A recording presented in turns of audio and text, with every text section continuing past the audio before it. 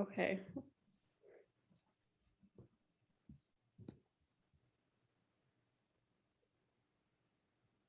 All right. Hi, everyone. I hope you're doing well. My name is Mary Rose, and I'm the Advocacy and Policy Coordinator here at Bandology. Today, I'm here with Andréa Grebenc. She is the, did I say Andrea? It's Andréa Grebenc. Oh, okay. Andréa Grebenc. She is the chair of the Halton District School Board and trustee for Burlington Wards 3 and 6. How are you doing today, Andrea? Sorry, Andrea. I am doing very well, and no worries. I'm very used to having all sorts of interesting pronunciations of my name. Okay. It's great to hear. Before we get into the bulk of this interview, I'd like to start off with the land acknowledgement. We acknowledge Toronto is the Dish with One Spoon territory. The Dish with One Spoon is a treaty between the Anishinaabe, Mississaugas, and Haudenosaunee that bound them to share the territory and protect the land. Subsequent Indigenous nations, peoples, Europeans, and all newcomers have been invited into this treaty in the spirit of peace, friendship, and respect. I'm just going to give a quick intro to Andrea. Andrea is a lecturer and instructor at McMaster University and an e-learning consultant and programmer. As I mentioned before, she's also chair of the HDSB and trustee for Burlington Wards 3 and 6. Is there anything else you would like to tell us about yourself? Just that I'm also a mother of student-aged children. Awesome. So you know a lot about education because you have your children and in education right now, and you're also trustee and chair, obviously. So today I'm hoping to discuss with you a bit about education as well as arts and music education. I have a couple of quick questions prepared before we get into the nitty-gritty part of the interview. So can you briefly describe your current positions? Okay, so for the past 4 years, I've been chair of the Halton District School Board, and that's an annual election among the trustees at the table. And I'm in my second term as a trustee. So a trustee term is 4 years long, and we are elected during a municipal election. So as you mentioned earlier, I'm the trustee for Wards 3 and 6 in Burlington, which is sort of the north part of Burlington, all the way up to Derry Road, actually, pretty far up. And then other things I do, I'm a small business owner, IT. Oh, awesome. Have been since 2000, well, actually 1999 is when I started my business. And it is focused on training. I did do quite a bit of web design for a while, but I was also helping companies like Toyota come up with e-learning courses to help make their learning more efficient for dealerships. And I also worked with some other larger clients as well. But yeah, and teach at McMaster, that's been really fun for the past 20 years. I've taught several different courses there, including mostly in the programming area, but also web entrepreneurship. Awesome. What are your top 3 career highlights? So if we're talking about education, the way this job works is it's a series of important decisions. And so the highlights that come out of that are really seeing good results from those decisions. And so we've had a few of those. We ended up closing Lester B. Pearson High School in Burlington. Those students moved over to MM Robinson High School, and I have had lots of feedback that the increased programming that's available there, increased extracurriculars that are available have really been great, and the integration has gone really well. So for student achievement and well-being, which is what my mandate is, that was great. Also building relationships with other elected officials at different levels of government, that is a great highlight. And also just working at the board with my fellow trustees and what we call the senior team, the director and their team, as we're all focused on the same thing. And so we can get some really great work done. And so I would consider that a highlight as well. Mm-hmm. That's great to hear. You're doing so much for so many great things for the Halton community. My next question, so we're going to get into the bulk of the questions now. With the Ford government, public education and education workers have been under attack for a few years now. Moving forward, what do you think needs to be done on the government's part to ensure, to improve decision-making with education stakeholders such as students, parents, and educators? Well, I think that the first thing that this government and the ministry need to do is treat education partners as partners, understanding that there is an expertise in the sector and to draw on it. And so when they're talking about changes, come to the experts and say, what does this really mean in the schools? Because I think there are a lot of assumptions made at the cabinet table, at the ministry, and those assumptions are not correct. Mm-hmm. Mm-hmm. Well, I'd have to agree with you on that. You know, you wouldn't ask a doctor or I don't know, you know, someone who's not suited for a certain job to make decisions for, you know, certain things in that sector. So it's definitely teachers need to be the ones, teachers and educators need to be the ones really being consulted in the decision process. And they currently aren't. So my follow-up is, what needs to be done to treat education stakeholders such as school boards, the ministry and teachers unions as partners in decision-making, instead of being alienated from education leadership and policy? Well, at the beginning of this year, and actually in many, we've sent a lot of correspondence over the past couple of years, but it's really ramped up over the past year or so during the pandemic. And at the end of almost every letter, we say, please treat us as partners. And because what happens is they end up by making pronouncements, they end up giving us more work, and we end up putting out fires that they started. So as an example, recently the whole having in-person graduations was just pronounced, kind of dumped on the boards and on the schools, and they didn't talk to us. So it really put up it really made the boards and the schools look like the bad guy, when if they had just had a conversation with us to see what boards were actually doing to honor those graduation moments, we could have avoided so much.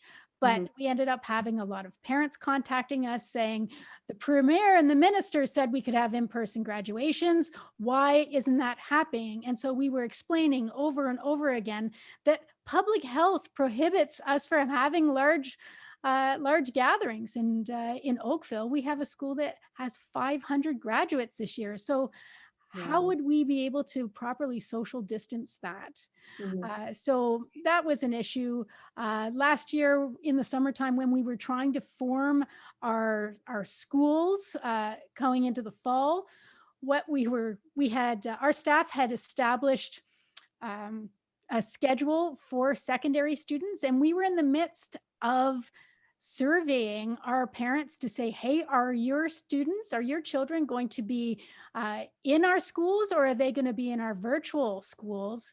And in the middle of that consultation, the minister, during a press conference, said that he wanted a certain number of minutes during the day that had to be synchronous, and some other stipulations that threw a huge wrench into our system, even though the ministry had approved what we had come up with. So all of a sudden, we were putting out another fire. We were reconfiguring everything and had to go back to our community, hat in hand, saying, sorry, things have changed. So now can you please give us the information that we need in order for your student to continue in their studies? Wow, it seems like they're making your job a lot harder just because they're not like consulting you like educators like at all really. So my next question is, in your podcast interview with the 905er, you touched on the commodification and privatization of education in Ontario. The current government has often tried to commoditize and privatize education with the COVID-19 excuse to move online and the potential partnership with TVO to make paid online learning content for Ontario schools. What does this mean for school subjects such as the performing arts and music? And what are some of the pitfalls of e-learning that you discovered working with the Halton Education Action Team? Okay, so as you can imagine, many courses in the arts and technology, science, physical education do not work well in a digital correspondence format, which is basically what the TVO initiative is. So, I mean, personally, I believe that most courses, if not all courses, are best taught in person. Now, there is certainly certain students who find a benefit in an online environment, but that doesn't mean that it's good for everybody. And that doesn't mean that TVO should be dictating how our e-learning program works. And with regard to Halton Education Action, that's something that the trustees started actually in 2019. We started that because the Ministry of Education during March break came out with a mandate for 4 e-learning courses and increased class size averages. And they quietly put out a consultation, and to the point where our local MPP didn't even know that a consultation was going on. And so we wanted to hear Halton's voice. And so we did 3 large focus groups and a large survey that we gathered over 7,000 people to respond, which actually ended up to be larger than the consultation result that the ministry itself got across Ontario. Wow. And then this year, when the initiative came forward for the TVO idea from the minister, we again reincarnated, reformed Halton Education Action, and encouraged people through town hall and social media, et cetera, to learn about what the minister was saying, what the implications are, and to please take action in contacting the minister and MPPs. And I understand that there were a lot of calls and letters to both the minister and the MPPs. It's sad to see that they're doing something that won't work for everyone. Yeah. My next question is, with COVID-19 stopping children from being taught in the classroom, as well as prohibiting music from being taught properly, like wind instruments or singing in music classrooms across Ontario, what will music classrooms look like in Ontario come September? You know, unfortunately, I can't answer that question because we haven't been told yet. And I'm afraid that, you know, that information will come late in the summer, and our staff will be scrambling to try to make sure everything is in place. Okay. I know the OMEA is working on trying to make some guidelines, so hoping, fingers crossed, the government does proper consultation with them.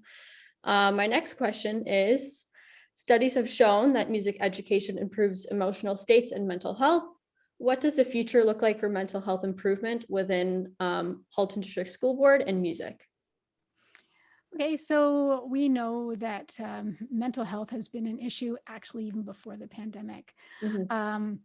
But it has been a much larger problem, and it's often referred to as the hidden pandemic. And students and staff have been experiencing lower mental health. And so what the board has done is develop some resources for families in a series of webinars, as well as in different topics. And they may range from, dealing with a child with depression to eating disorders, which was a big issue over the past year. We've also increased staff for social workers and child and youth counselors. And we always encourage families to talk to staff if there are some issues, because we can certainly tap in or provide guidance to where some help may be found inside or outside of our system. It's great that those resources are being made available. I know Lisa, her son is still in high school, and they've been sent quite a few resources, but before the pandemic, they weren't really made aware of this. But it's good to see that mental health is being more taken care of now in light of the pandemic. And that would be probably the one good thing about the pandemic, is that people have finally come to embrace giving out resources for mental health. Yes. Yeah. The other side of that, the whole music thing and how it relates. I strongly believe that music and the arts support mental health. I mean, we saw, I don't know if you noticed, but TikTok sea shanties were a big thing for a while, right? And that's a very accessible type of music. You don't need to be a grand singer or anything to do a sea shanty. They kind of get stuck in your brain, and you're singing them when you wake up in the morning and at night. And the thing also is about music, and specifically it's when you're looking at wind instruments or singing, that is a form of deep breathing. And so I would say it encourages, some calm and, throughout the body, just participating and practicing. And then finally, no matter what you're doing in music, it can be very social and communal.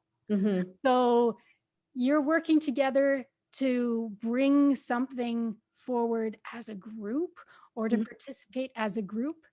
And but not necessarily, it can of course be a solo thing, but that group opportunity is available. And again, as humans, we need that.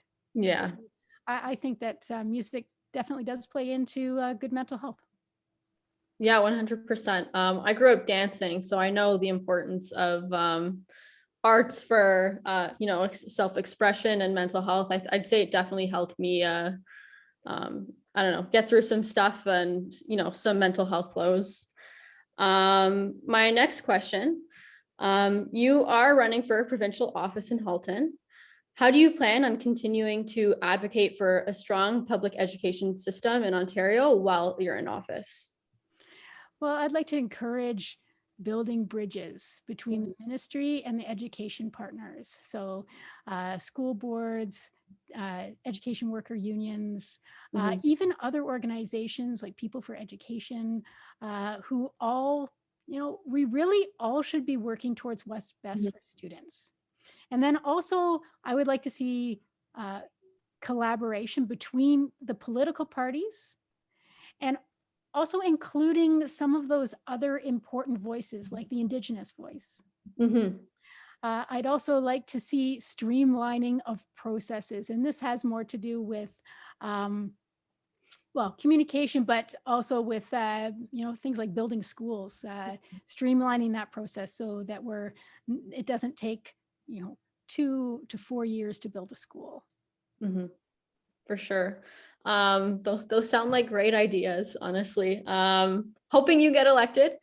Thank you. If you need a volunteer, reach out to me, or I'll reach out to you. Sounds good. My next question is, in the past, you were a member of the teen tour band and a volunteer for Sound of Music. How did these experiences shape your advocacy efforts for arts and music education? Well, I developed my love for music in high school. Both I took vocal and band, and I was also in several musicals at the school. Uh, and then I was in the teen tour band. I played the oboe, which is the weirdest instrument to march with, I have to admit. But for the Sound of Music Festival, I got involved in the communications committee, and that was back in 2000. Since being a trustee, my time is stretched, so it's hard to commit the same amount of time that I did when I was doing some work with them. But I really think that music, everybody should have access to music and have the opportunity to try it. And I think those organizations certainly provide both of those things. Yeah, for sure, 100%. I know how important dance was for me, and I'd say for music, it's always great to spread the arts. They're just so good for everything. Next question is, you have shown time and time again that you are a great community organizer within your own community, with your mask initiative at the beginning of the pandemic, and in the education community with the resolution you created. What lessons have you learned and advice can you give on how to be an effective community organizer, either for parents advocating for music or for the environment or any other issues? So people want to help. They really do.